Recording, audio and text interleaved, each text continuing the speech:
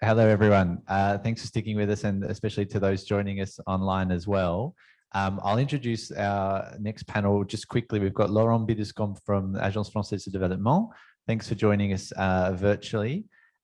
We've got Karim Karaki from ECDPM. I was going to say a famous think tank, but maybe I've been in Brussels too long, but a very good think tank working on the EU development policy. We have, let me get your name, we're just talking about it, Enrique Madereel from E3G. And we've got Laure Blanchard-Brunac, Brunac. Never known if the C is silent or not. I have to study my, who's from the Association of European Development Finance Institutions. And I think Laure is probably best placed to have the first right of reply after the end of the last panel, which obviously got into somewhat familiar territory for some of us over the role of DFIs and European DFIs in achieving some of the things we've been talking about this afternoon. So Laure, I just wanted to, you were furiously taking notes there at the end of the last panel. So I wanted to quickly create some continuity, and then we'll get stuck into our final session. Thank you very much, Vince, and thank you very much for Finance Watch for publishing this report, and also for inviting us to respond and to comment. It's as we discussed with them, we think it's an excellent initiative. It's I would say when you look at SME access to finance, it's in developing countries, it's the market failure of all market failures. Let's be honest. I mean, SME access to finance in Europe is already in need of a de-risking mechanism and a lot of public finance. Just to give an idea for those not familiar, the European Investment Fund, they spend 12 billion, a bit more now on SME access to finance in guarantees in equity. And this is just additional to all the national programs by Germany, by France for SME access to finance. And this trend, by the way, is just getting worse after COVID. Now with the basically the global crisis that we see, the banks are looking for a lot of de-risking mechanism, a lot of guarantees when it comes to supporting SMEs more and more. So the DFIs are not obviously different in that respect. They have also a need, as we heard before, to cover their risk. But at the same time, they have this imperative coming from their shareholders, from the government owners, to support SMEs in developing countries. And actually, they've been increasingly doing so. So I'll just give a few numbers in terms of the SME lending and equity financing from the DFIs. We were at 17% of the total EDFI portfolio in 2019, and last year in 2021, they financed 2.5 billion euro of SME financing across the whole of our membership, and that represents 29%. So actually, looking at the proportion, there's a very strong increase in SME lending, looking at the portfolio of DFIs. Well, there's the fact that behind you have the DFIs who have established some strategies to do that. So when I say about strategies, is I think a little bit what Bruno was saying in the earlier panel, that there has to be dedicated staff, dedicated strategies to do SME lending. You're not going to ask the teams who do large infrastructure projects to suddenly be compared to or to be deployed on SME lending. This is a very different type of activity. And also there is the element of de-risking that we heard about a few times. So I think a lot, frankly, in the earlier discussion, a lot was about expecting de-risking to be just going to the EU and ask for a guarantee. That's not the case. Actually, the Brits with BII, the British DFI, they have a catalyst program, which is basically not requiring any guarantee from the UK government, but just ring fencing a portfolio, acknowledging that this portfolio is way riskier than anything else they do. So this is a different way of basically analyzing the credit risks that they take on this, and then they take it into account into their overall risk return expectations. So that's something that DFIs do increasingly, and this is the reason also why we had a great mobilization of our members with EFSD and now with EFSD Plus, the European Fund for Sustainable Development Plus, where a lot of the programs we propose to the Commission will be exactly about financing SMEs, and more specifically about financing green SMEs. So here the additional I would say issue to address is the fact that like in any market failure, there is a problem of access to information on the market from these SMEs. We heard about it. This is information and training for green SMEs. This is really the most probably difficult bit that you need to have ESG monitoring, ESG reporting in place for these companies, and also most importantly for the banks that would finance these companies. So DFIs, when they go for financing green SMEs, they would look for potentially some de-risking mechanism like we just mentioned, but also most importantly, technical assistance, capacity building programs. And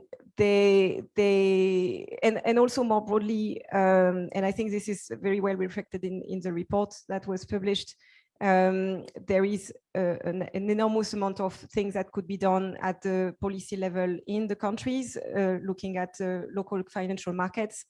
There were the mention of SME agencies, but I think when countries have SME agencies, it's because they already reflected quite a lot on the strategies they have for SME access to finance, and then within there, what they can do for the ones who are who have greater ESG standards. So that's what at least I can address for now, and it's I'm sure there will be a lot more to be addressed. Thanks, Laure. Can I ask, when you're preparing proposals and pipelines for the Commission and just in general, when we talk about green SMEs and MSMEs, can you give us an example of like an individual you have in mind? What's an example of a green SME? We've spoken at the beginning about the struggle for a definition, but who should we have in mind when we talk about green SMEs? Don't need to give a country, but ideally just sketch a fictitious person you have in your mind. How do we reach this person? Thank you. So well, first of all, what Michael was referring to before in the panel was a lot the SMEs that we have financed through ElectriFi program, the EDFI ElectriFi, which is really to finance early stage businesses in the renewable energy sector.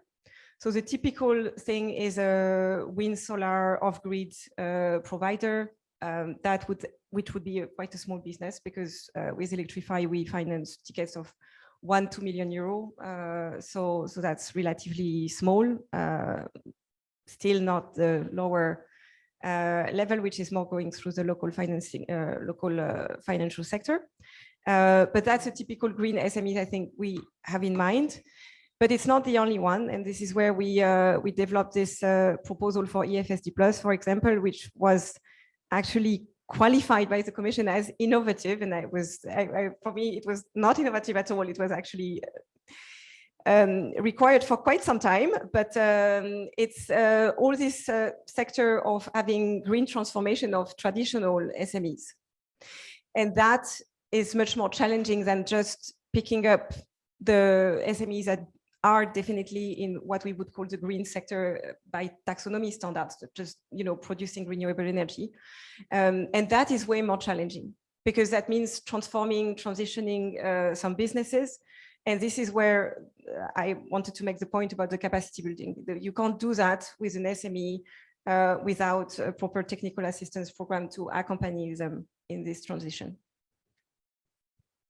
Okay, thanks very much. We might return to that later in the panel, because I'd be interested to know what you're transitioning them from and what you're transitioning them to, and how that works. So, or we just wait until, when is it? When do we get to hear what the proposals were? We don't. December. Okay. So I wanted to go to Karim now with a question that I know you've thought about a lot, which is about the financing gap for some of this. Which is touched on in the report as well. I mean, we've got the example of ElectriFi, but despite, I think, Michael's best wishes, ElectriFi can't do everything. So how do you see that financing gap for green SMEs being bridged? Thanks. Thank you very much, Vince, for the question. I hope you can hear me well. So, I mean, in order to bridge this funding gap, I mean, there are several kind of solutions that can be put forward. I mean, I think Laure was very interesting in her intervention already, because she was pointing out to some sort of like innovative finance by de-risking investment. There was a lot of talk already about the use of guarantees, but we can also talk about DFIs taking, for example, a junior debt following a syndication type of approach. And other examples such as the BII, which actually I have to look into now, though. Beyond this solution as provided like innovative finance, I think we have to take maybe a step back and also seek for more partnerships. Partnerships between DFIs and MDBs, in order to foster the exchange of knowledge and better practice, but also to stimulate some type of innovative approaches and initiatives as well that are focusing on supporting those green SMEs. And what's important to say as well, I think, is that not all DFI and MDBs are necessarily equipped to invest in green MSMEs. So it's important there to try to build on complementarities. Partnership is not only between European or international financiers, it's also with the local financial sector. That could be also a relevant way to channel the finance, as the latter also have a thorough knowledge of and network as well of green SMEs on the ground, which MDBs and DFIs do not necessarily have. So in that sense, it would be quite interesting to not only to basically build on this existing knowledge, and we talked as well, I think, a lot about it in the FIX and financing in Common Summit. A last type of partnership is a partnership also between DFIs and DBs, but with donors. And there we did not so long ago a study that was basically looking at the collaboration between donors, development agencies, and DFIs on the ground. And the idea with this partnership is that though you have DFIs and MDBs looking more at the investment side of things, development agencies and donors can really have a weight in when we talk about policy dialogue and technical assistance. So more broadly about improving as well the investment climate. And this type of partnership can have really important impact. I mean, at the end of the day, it's the essence of blended finance, but it can also help in terms of project preparation and the development of bankable pipeline of green and developmentally impactful projects. It's also about supporting the local ecosystem. I think this notion is also sometimes a bit overlooked. Laure was actually mentioning it in between the lines when she was mentioning this SME agency, for example, that came out from the report of Finance Watch. So there are some things like this where this complementarity and this partnership between donors and DFIs can actually help bridge then these funding gaps, and in a way that has a clear impact on the ground.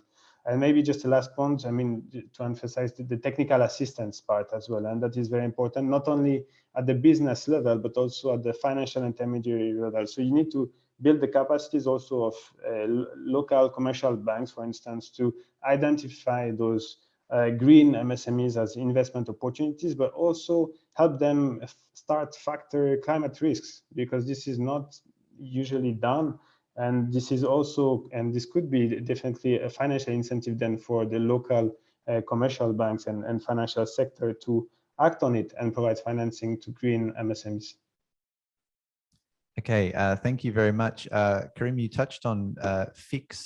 FIX means Financing Common, which I didn't realize had reached the stage of an acronym, but I think this year it graduated to acronym status. So FIX is a coalition of now over 500 public development banks, which was basically, I don't want to say created, but co-created by the AFD in 2020, and now is starting to try and spread its wings a bit. And last week it had a summit in Abidjan in Côte d'Ivoire, which was just about, as you say, Karim, trying to create some of these partnerships between banks that don't always work together. And so I was there and I was speaking to people, and I basically went around the conference hall and said, are we doing anything here? Are we all wasting our time? What's the point of all of this? and people told me, no, you know, I've met so and so. I never would have met them otherwise. And you know, some of the MDBs said it's great to meet our clients. You know, that's how they put it. Although from the podium, other people said we're not clients, we're partners. So we invest in that kind of stuff. But I wanted to then, because FIX was so much a baby of AFD, although it's growing into the world now in its own right. Hopefully, Laurent, I wanted to bring you in on this question of mandates and mandates for DFIs, because at the summit, I think civil society came with a lot of expectations about, you know, COPs coming up and climate urgency. And in fact, what became clear over the 3 days of conversations at the Financing Commons Summit last week was actually everyone there was trying to make a joint appeal to someone else who wasn't there, which was perhaps the national governments and the bosses of these banks, because I don't think you would have found many banks there who didn't want to do more climate work. And so there was this kind of interesting game going on where civil society was saying, oh, we want action, and the banks were saying, oh, we do too. So, or at least AFD was. So how do you view this debate about mandates when it comes to DFIs and pursuing more of these green SME investments? Yeah, thank you so much. Yeah, so it's a good thing that you're referring to FIX, where I was also last week in Abidjan. Summit. It's probably a coalition, maybe more than a marketplace, even if the MDBs and some of the members were really happy to meet in the corridors. And there were actually a lot of interesting discussions in the corridors, especially on the mandates and the way to get more means in order to unleash the potential of our clients and to deliver on our mission to reach the SDGs. The discussion was a lot about just and green transition last week. It was not only an issue for public development banks. As you said, there are 522 of us. It's about 12% of international finance now going to the SDGs, to these PDBs, public development banks. And there's just in green transition do require, you were asking Laure about the transition from where to where.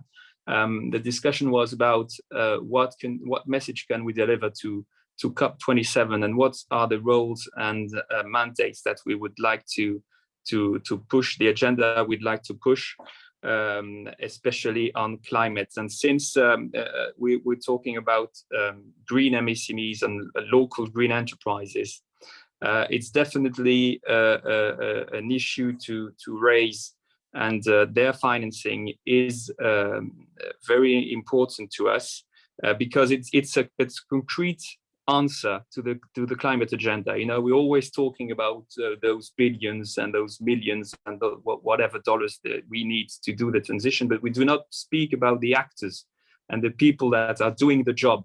And of course, the issue is about where and how can the money flow to the ones and the companies that do need the money. And actually, we do need those local green enterprises, companies to deliver. And we do need also, and that's something that's mentioned in your very interesting reports about greening the MSMEs, which is a bit more complicated indeed, because as Laure said, we do need a lot of technical assistance to reach this, to reach the agenda. The thing is that we do know the hurdles about funding MSMEs, especially in least developed countries. You know, the issues about lack of collateral, lack of financial information, lack of credit histories, no credit bureaus, and so on. And then when talking about green MSMEs or greening MSMEs, we do add additional barriers for us PDBs, for the DFIs, and for the local financial institutions to properly analyze the risk entailed in those companies and in the projects they are proposing us to fund. Whether a local green enterprise is about, there's always an issue about proving that there is a market opportunity. Sometimes it's easier on renewable energies, but on other business lines, it's not that easy. It's been the same in Europe, because you have to build confidence first. So when you're an SME, it's already difficult to build confidence. It's even harder when you're delivering, working on a new market. And when we're talking about greening MSMEs, even if you have been provided with the necessary capacity building, technical assistance to have technical inputs, and additional all the counseling you need to do the proper investment, then you have to convince your bank, your DFI, to fund something that is not necessarily necessarily profitable in the short term. So you need long-term finance, and then again we go to the issue about providing long-term finance to SMEs. So clearly, we do need to have a stronger mandate on greening the companies. I'm not sure you were referring to something in the report about giving DFIs a specific mandate for green SMEs or investments in investment countries. I think we shouldn't give ourselves too many indicators of performance, but at least 3 or 4 indicators.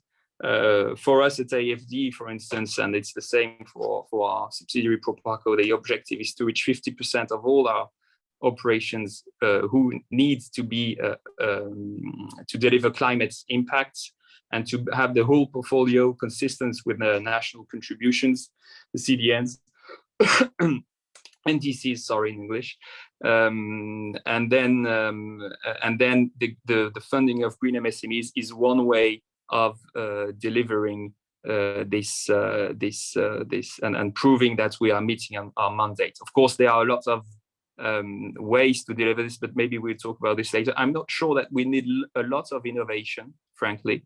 There are some de-risking guarantee schemes and so on that have been tried in lots of countries. There are some public policies to be enforced or to be created. Sometimes old school is the good way to go. Okay, thanks very much. I'll turn to Enrique now. I have a question. First of all, perhaps you could give us a bit of an overview of your research and how it fits into some of the things we've been talking about. And this is a question for the other panelists to think about as well, does greening an MSME make them more risky or less risky? And which should it do? But maybe you can't generalize. I fully imagine you can't generalize. But when you look at we have this debate in Europe about stranded assets and things like that. But, so if we could clarify that, that would be useful for me at least as well. Thanks. Sure. Well, first of all, maybe just like to start by saying thank you for inviting me to participate in this panel discussion. To start with your question just now, does it make MSMEs more risky if you want to green them? I would actually argue it's as also mentioned in the previous panel discussion, I believe that it's really a missed opportunity and a risk in itself if we don't work towards greening MSMEs. They play a very important role in not only just as by themselves as a company, but really have an impact on supply chains, have an impact on the sectors that they are active in. So I would really turn it around. I would say it's a risk not working actively to green MSMEs. And then your question on like what is ECDGs angled in here? So we as an organization we look at the financial sector and greening the financial sector for a number of different ways, both from the public sphere but also in the private sphere. And we have something that's called the ECDG Public Banks Climate Tracker Matrix, in which we assess these, first of all, the MDBs, the larger multilateral development banks, but also a number of smaller bilateral DFIs in terms of how well do they implement and how do they interpret their commitments under the Paris Agreement.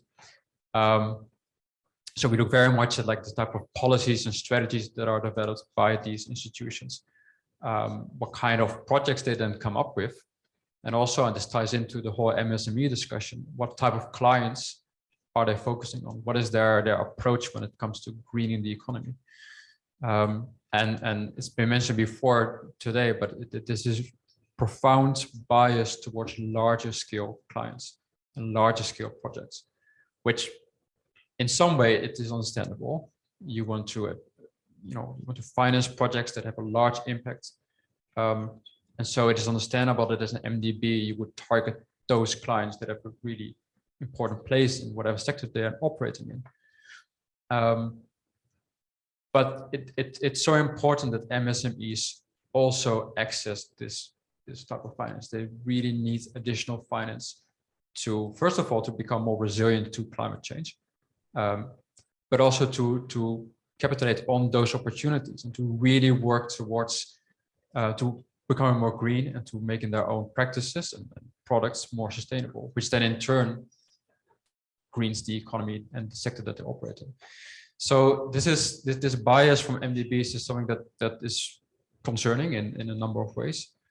And one thing I would like to really highlight also is that when we approach MDBs and when we engage with them, we look at them, of course, also as financial institutions, because that's what they primarily are, but they are also very much political institutions as well. And I would argue that a lot of the recommendations, both in the report by Finance Watch and the recommendations and reforms that we're talking about today, they also really come from political decisions. And so when we engage with shareholders, that is an important discussion that we have. We really try to show that there's a profound need for MDBs, either directly or indirectly, to really target those MSMEs and to shift their paradigm, basically. Are there any questions in the room at this stage? If not, I wanted to ask Laure to react to something Laurent said about old school is cool. And there's plenty that can be done already. Old school is cool. Basically, at the end of Laurent's intervention, he was making the point that maybe innovation's overrated. Laurent, forgive me if I'm paraphrasing you unkindly. You'll have to come to Brussels next time to set me straight. But I understood you were saying, and this is one of the questions I had, and especially after Financing Common, to what extent are we asking DFIs to do something that they can't actually do right now and need a different steer, and to what extent can they change internally to meet some of the already things they can be doing now to meet some of the needs we're discussing? Yeah, no, thanks, and that's an excellent question actually, because that goes back to how we operate, how the DFIs operate. So first of all, the DFIs have clients. So if there's no market, if there's no client, there's not going to develop a product. And this is exactly how we built EDFI. EDFI is not actually a DFI business. That's why we've done it with EDFI Management Company. It's a blended finance from the Commission, and we call it Market Development Facility, because it's exactly to create a market of green SMEs that otherwise would not be existing. So that's one thing that can be done, is to put some resources into developing a market which doesn't exist. Now, if you look at what is out there in terms of green SMEs, I don't think you can qualify this as a market. And most importantly, I think what Karim said about partnership with the local financial sector is extremely important here, because the DFIs, the portfolio I was telling you about earlier, overall, all the DFI financing, it's 46 billion euro. So we don't finance directly SMEs in sub-Saharan Africa. So we go through the financial sector. And the financial sector, they need incentives to develop a product that is for green SMEs. I mean, it's already, let's say, I think this is what Laurent was saying about the conditionalities that we add to the list of our financing. We go to banks with SME credit lines. It's already a conditionality that they have to finance SMEs. And then if you add another layer that actually you need to finance green SMEs, the bank that you talk to, they need to have incentives to be interested in your product, and they need to have a market behind to just spend that product to find green SMEs. And here, the structural problem is that these banks today, they are not under the pressure that you have in the EU with sustainability, with all the work. I don't know if you're aware, but there's the banking regulation coming up with the CR3 now, with the huge ESG risk assessment package. The ECB is putting pressure on banks to assess climate risk. And that means literally making sure that the banks, when they lend, they include climate risk as a prudential risk. So that's there is a capital weight behind. So that means an entire transformation of the banks, and then they need to make sure that their portfolio become more green. You don't have that yet in developing countries, because frankly, when they look at their client base, the first priorities is energy security, it's food security. It's not how green my clients are. So that's the fundamental problem, beyond the question whether green SMEs are riskier or not, which I think, frankly, I heard both. Some people tell you that actually the green SME portfolio is better because you would have access to more sophisticated clients who are ESG aware. So de facto, you're in the top level of the SME basket, if you want. And then you hear at the same time that if it involves some very high technology risk, for example, it's obviously not making the business model, healthier, and it's actually more risky. So I don't think we have the data today to say green SMEs are, more risky or less risky. But this question of the fact that we expect the local financial sector to finance green SMEs out of nowhere, without any pressure, without any incentive, that's to me the nut to crack, more than just putting layers and layers of de-risking mechanisms. Thanks. And can I go back to that earlier question about the transition, the more difficult set, trying to get previously non-green SME to go? Can you give us some concrete examples of what we're talking about here? Yeah, so I'll take examples from the proposal we put for EFSD Plus, because I think that's a good one. So first of all, when you do this transition, it's just modernizing from the SME perspective, it's just modernizing their processes. So that could be a logistic company, for example, in the agri sector.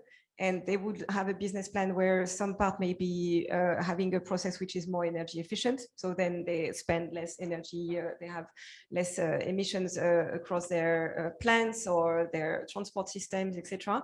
And also there are naturally some digital elements. So it's not a business plan which is, I would say, pure green.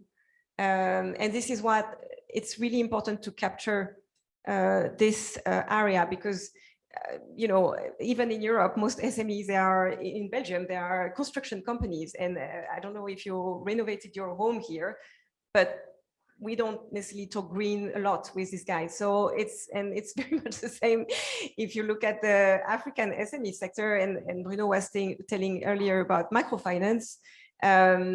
These guys are not into having a business plan to make their company pure green.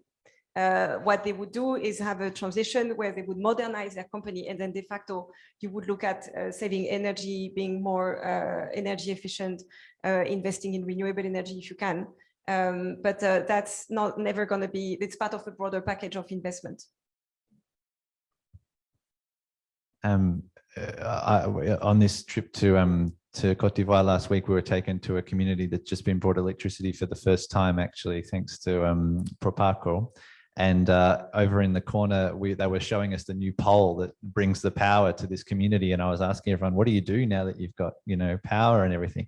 And people said the first thing was buy air conditioning and buy a television, and then buy a fridge or a freezer to have ice to make drinks and to store fish. And I looked into the distance and there were some solar panels on one of the roofs. And I said, oh, what's that? And they said, oh, that's a startup pack from Orange that costs 5 times as much as the electricity that we're getting now from the, so all of this talk about, motivating the private sector and everything like that. Some of the journalists on the bus afterwards were kind of scratching their heads a bit and saying, how does this all fit together? But prior to that subsidized electricity coming on the pole, it was all, Orange was the only game in town if you wanted to watch the football, etc.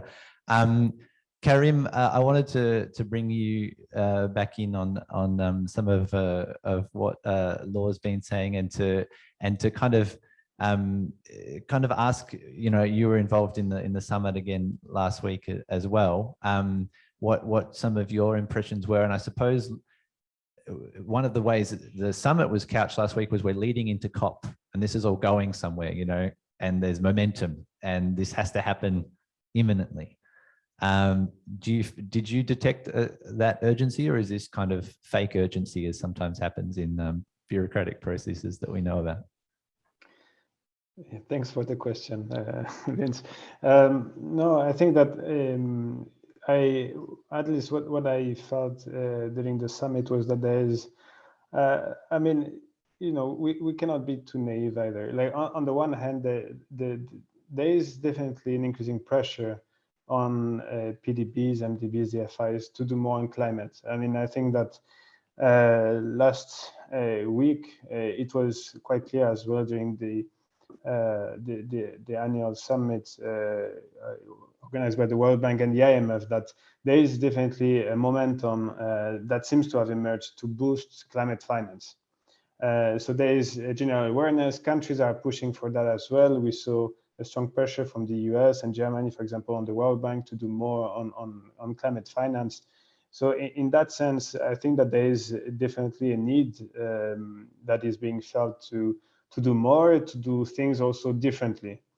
Now we're going to the COP27, and to be fair, I think that there is a lot of expectations. I'm not sure about how those expectations will be met. I think that Laure's points as well on the reality of the ground on the ground is very important. I mean, at the end of the day, you also need to assess what the market, where the market is going, and if there is no market opportunity, then it's very difficult for DFIs to really engage. It's also more a matter of donors and collaborating with DFI and MDBs in order to build and shape those markets so that we can deliver green investments. And at the same time, I want to be cautious as well, because there's definitely from maybe the EU and the international side a push to do more on climate finance. And I do believe that part of it is genuine, but we also need to listen to African voices. And today we are in a state of crisis, debt crisis. COVID also happened. The impact of the Russian invasion in Ukraine as well, and that had tremendous impact on African countries. And right now they're worried about whether they're going to get food tomorrow, whether they're going to have access to energy and so on. And so the green part is not necessarily the top priority in their mind. It doesn't mean that they do not care. On the contrary, they do care, but green is seen more as a means to reach an end, and the end being this socioeconomic development or sustainable development more generally. So I think that in COP27 will be quite important to see how those expectations, both from developed countries, but especially developing countries, will be met. Talking about climate finance, but also going beyond that. Again, thanks, Karim. I wanted to ask if anyone wanted to come in the room. Yes, so you've got a question. Why don't I give you my microphone? It might be quicker. Yeah, hi. My name is Oliver Greenfield, Green Economy Coalition. So I'm slightly struck by the lack of connection between the macro and the micro. And what I mean by that is we've heard right up front that MSMEs can be 60 to 80% of the economy. And we know that we're trying to de-risk the economy. So if we're de-risking the economy, we're trying to green it and we're trying to make it more inclusive. So to see that individual MSMEs aren't about de-risking the economy, when composite-wise, it is about de-risking the economy. So what's the role of public finance to make the connection between the systemic impact, the compound impact of all over those MSMEs, which makes up 60% of the economy, de-risking that by looking at the individuals and putting it together and making those, de-risking those as part of the contribution to de-risking the macro. You get that, Laurent? Over to you. Yeah, I got that. It's really an excellent question. We're always talking a lot about de-risking. Sometimes it sounds like a new mantra. It's an answer to in the equation, but it's not the only answer to the issue we're trying to tackle there. I think just maybe 3 points to answer that, and reacting on what Karim said and Laure recently. First, about the link, the role of public finance and the link between the MDBs, public development banks on the one side, and DFIs on the other side. It's true that DFIs, they do answer a market, and it's always been a struggle for DFIs to engage in the process of creating market. The IFC has got a creating market window, but we do know that it's quite hard for them, and it's always a bit difficult to deliver on this. The thing is that, as was said by one of you, there's a key issue about helping the states where we are operating in developing sound public policies, because the market creation won't be done by the DFIs themselves, as well as the MSME finance. It won't be done by DFIs or PDBs directly. I mean, we're not going to open shops in every city of Senegal or whatever to provide credit.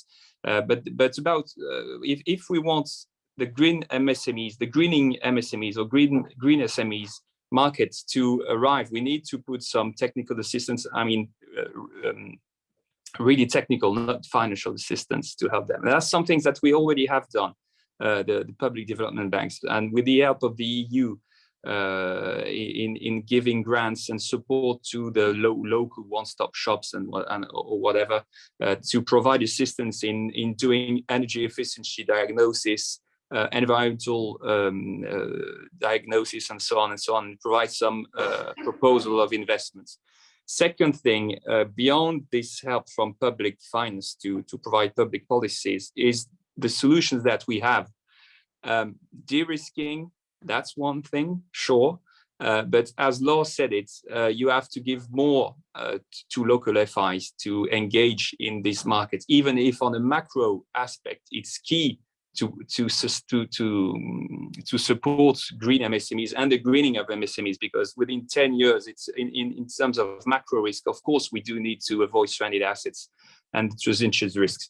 But the thing is, in a short period of time, you do have to give a little something to people to engage in that process. It's been the same in Europe, we do have fiscal policies to change our windows. Even if without the fiscal incentive, we would earn money in having a better isolation of our homes.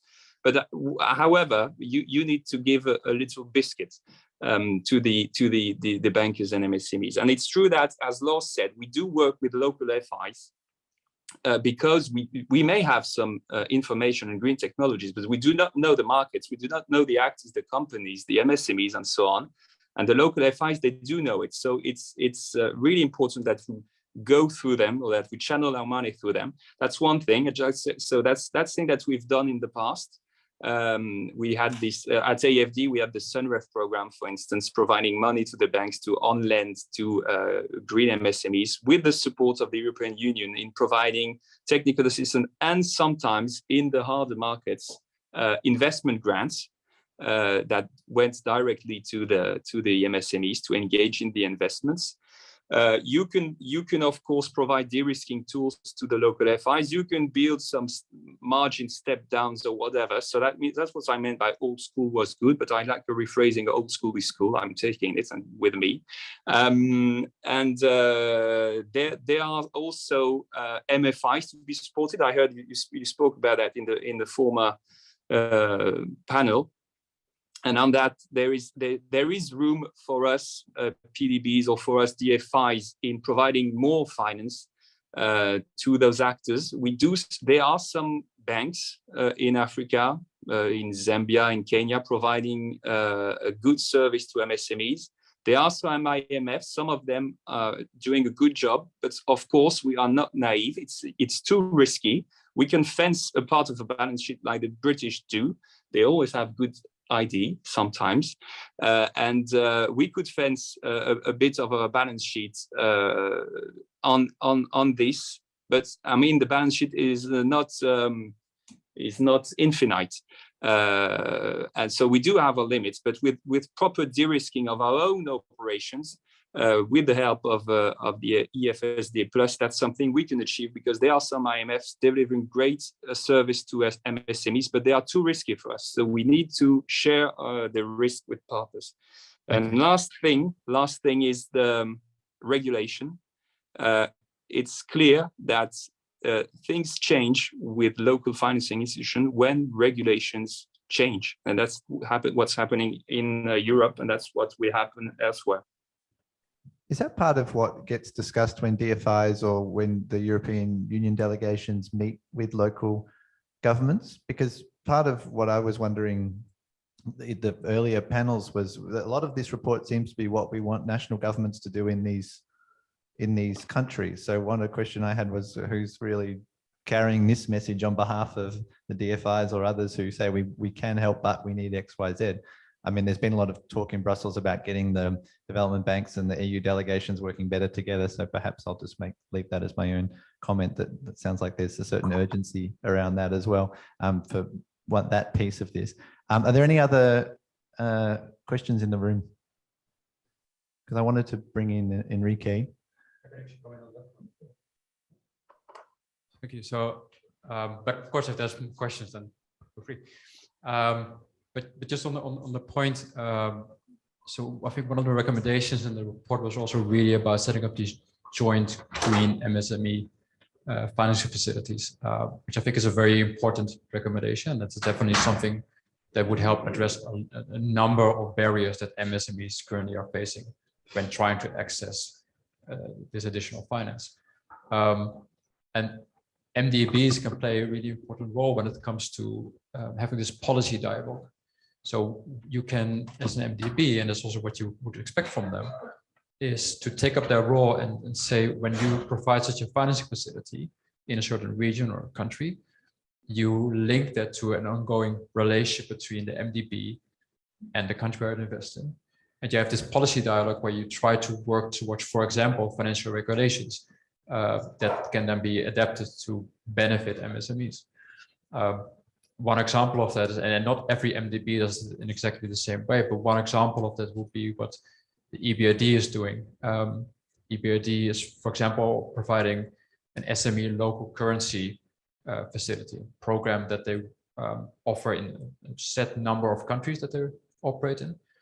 On the one hand, they then provide local currency financing for MSMEs, but at the same time, they provide this while having this policy dialogue and working together with the governments to really, I'd say, upgrade and update their financial regulations to really not only have a direct relationship between the bank and MSMEs, but also really to work towards this more large-scale reforms that are needed in the financial sector. So, yeah, I think MDBs play an important role in that. I think that's also, again, primarily what you would expect from an MDB to be leading in.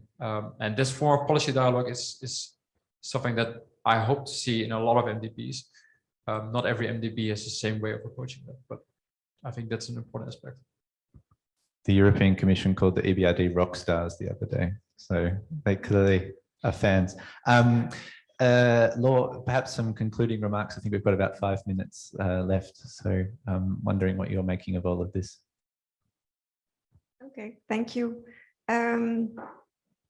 I think I still want to go back to what was said about the DFIs being risk adverse, and I think it's not so much a concluding remark, but I think it's an important clarification on what was mentioned earlier. So the DFIs, they by design invest like the private sector would invest in developing countries. They certainly benefit from being able to take more risk than any commercial bank because of their shareholding, because of the member states behind. But at the end of the day, they are the bigger ones are regulated like banks. They are regulated by the EU, for example. And so there is constantly this tension when we talk of SME financing. And one example was this, by the way, fantastic initiative, the Team Europe Initiative for Investing in Young Business in Africa. So I'll just illustrate with an example the tension I'm talking about. So we had this amazing launch of the Team Europe Initiative for equity financing in Africa, which is exactly what the DFIs are skewed towards. And as you said, Enrique, also hopefully working with the MDBs on the, relying on the MDBs to do policy dialogue, but then DFIs working on really investing a lot of equity in small businesses in Africa. And this is roughly 50% of what our members do. And so we had this big push on the EU side, and the EU asking us, well, what do you need? Do you need guarantees? Do you need TA? Do you need, you name it, ecosystem building? And we have everything here, just pick up. And we just asked them one thing, which was to talk to DG FISMA, who was putting the unlisted equity in Africa of the DFIs as a speculative investment under CRR3, the banking regulation, which would mean a 400% risk weight starting from 250. So basically that would have meant for a member state to have to put aside 1.5 times more capital to do exactly the same thing on the same perimeter with their DFIs in terms of equity in Africa. So that's the kind of situation we are constantly facing. So I think before we talk of solutions like, financing facilities, or there's a lot of work that needs to be done at the local level. So looking at if you want to finance, if you want to promote greening of SMEs, if you want to finance green SMEs, what are the right regulatory reforms to be done on the ground? So one of those can be, strategy for SME access to finance, and including green there. But as I said, more generally, the local financial sector needs to be fit towards that. And that means being aware of what is climate risk assessment, and then putting it into their processes. And then after that, obviously there are plenty of other programs we can link up and we can deploy. But if the EU regulation or the local regulation takes away from DFIs or private investors what it's giving on the side of de-risking or guarantees, that's not exactly helpful. So all these two need to go hand in hand. I was thinking of that TEI earlier. What happened after that? Where is that TEI now at? No, actually, we got a much more reasonable approach from DG FISMA, recognizing that actually when you do equity for long term, this is not that speculative, which is very welcome as an approach. So this is what the DFIs are going to apply. So we are not going to go for the 400% equity risk weight. And the TI, it's actually now basically looking at some programs we could develop to boost, so some de-risking program, but also ecosystem support program. And we have one of the FSD Plus proposal we have there is with EIB, in partnership with EIB. And also there are a lot of other programs that DFIs, our members have proposed there. So we expect that there will be much more done in this area. And actually we have a next meeting on this is in November. So it's very active. It's a pretty positive note to end on, I think, and it's 6 o'clock. So unless anyone else has any quick questions, I think we're, oh yes. Thank you. Now, just related to what Laure was mentioning about the regulatory framework, the ecosystem, and so on, I think Chantal was the one at the beginning commending the current ecosystem in Latin America. And I think for green finance and NDCs approach, and there is indeed in Latin America a lot of things going on also that have also been helped through programs financed by the EU, like Euroclima, for example.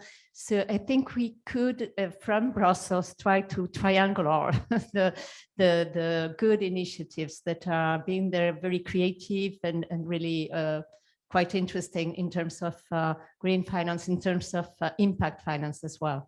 So just to let it there, as a Spanish agency, I had to tell that. And there's a Spanish presidency coming up, right? Okay, thanks very much. Thanks a lot to everyone. If there are no further questions, we'll now close the event. I want to thank all the participants on the panel, in the room, but also online, all the great expertise we've heard. There'd be a lot more to discuss, but I refrain from that right now. I invite everyone who's not online, maybe this is an incentive for you to join us physically next time. Then a glass of natural wine, of course, produced by micro or small enterprises. And again, thanks to DJ INPA for making this program possible over the last 3 years, and we'll stay in touch with everyone and continue the dialogue for sure in the coming months. Thanks a lot.